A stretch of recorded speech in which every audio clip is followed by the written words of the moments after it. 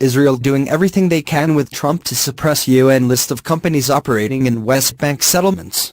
Weeks ahead of the expected completion of a United Nations database of companies that operate in Israel's West Bank settlements, Israel and the Trump administration are working feverishly to prevent its publication. While Israel is usually quick to brush off UN criticism, officials say they are taking the so-called blacklist seriously, fearing its publication could have devastating consequences by driving companies away, deterring others from coming and prompting investors to dump shares of Israeli firms. Dozens of major Israeli companies, as well as multinationals that do business in Israel, are expected to appear on the list. We will do everything we can to ensure that this list does not see the light of day, Israel's UN ambassador, Danny Danon, told the Associated Press. The UN's top human rights body, the Human Rights Council, ordered the compilation of the database in March 2016, calling on UN Rights Chief Zeid Ra'ad al-Hussein to investigate the implications of the Israeli settlements on Palestinians. The international community overwhelmingly considers the settlements, built on occupied land claimed by the Palestinians for a future state, to be illegal.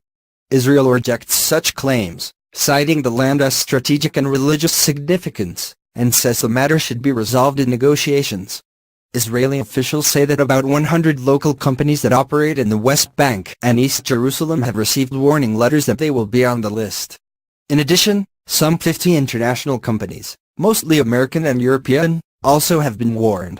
The companies have not been publicly identified, but one official said they include Israeli banks, supermarkets, restaurant chains, bus lines and security firms, as well as international giants that provide equipment or services used to build or maintain settlements. He spoke on condition of anonymity because he was not authorized to discuss the matter with the media. The only company to confirm receiving a warning letter has been Bezeq, Israel's national telephone company. Bezeq's chief executive, Stella Handler, posted a copy of the letter sent by Mr. Zeid's office in September on her Facebook page. It accused Bezeq of using West Bank land for infrastructure, providing phone and internet services to settlements and operating sales offices in the West Bank and East Jerusalem. Ms. Handler angrily wrote that Bezeq provides service to all customers, regardless of race or where they live. The council's bias against Israel is so extreme that it has lost all relevance in the world, she wrote. We will not cooperate with a move that is all in all anti-Israeli propaganda.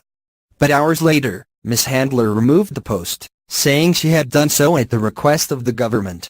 The Israeli official confirmed the government has asked companies not to speak about the issue. Bezeq declined comment. Israel has long accused the UN, and particularly the Rights Council, of being biased against it.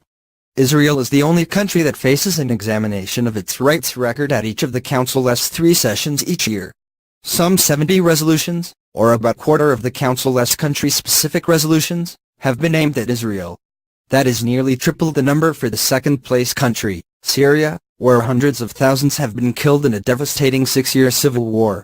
Israeli leaders and many non-governmental groups also complain that some of the world's worst violators of human rights, including Venezuela, Saudi Arabia, Congo and Cuba, sit on the council. Some Western diplomats have said the database could set a harmful precedent by blurring the line between business and human rights on issues that are better left to trade policy than the Geneva Council. Israel seems to have little leverage over the council. But its campaign has received a big boost from the United States. The Trump administration has taken a tough line against the UN, demanding reforms and in October, withdrawing from the cultural agency UNESCO because of alleged anti-Israel bias.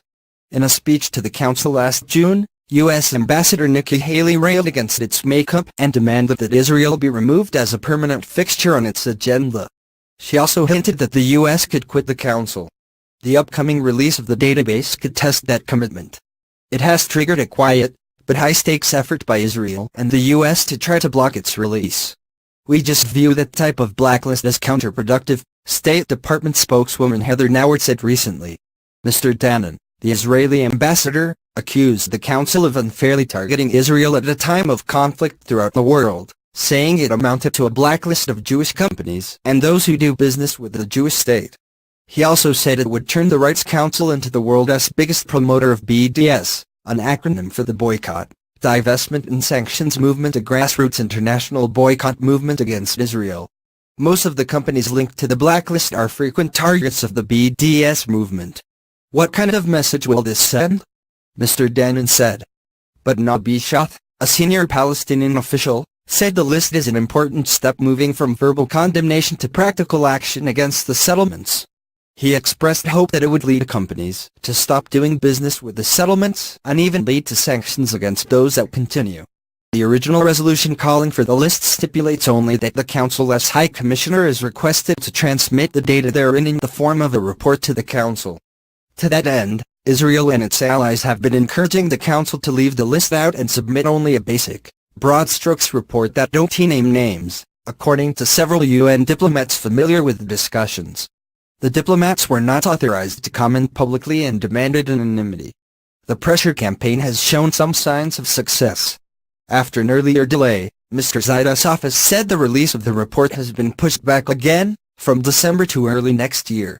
For now, it does not appear that the list's publication would be the direct trigger that leads the U.S. to quit the Council. Ms. Haley's office said it is focused on implementing reforms on the Council, though publication of the list could make U.S. participation less likely. Eugene Komtorovich, the director of international law at the Coelit Policy Forum, a conservative think tank in Jerusalem, said he was deeply skeptical the report will not be published and said the Israeli government would be better off trying to discredit the report ahead of time. I think it is important for people to understand how bad this is, he said. Their resolution, he warned, would cause reputational harm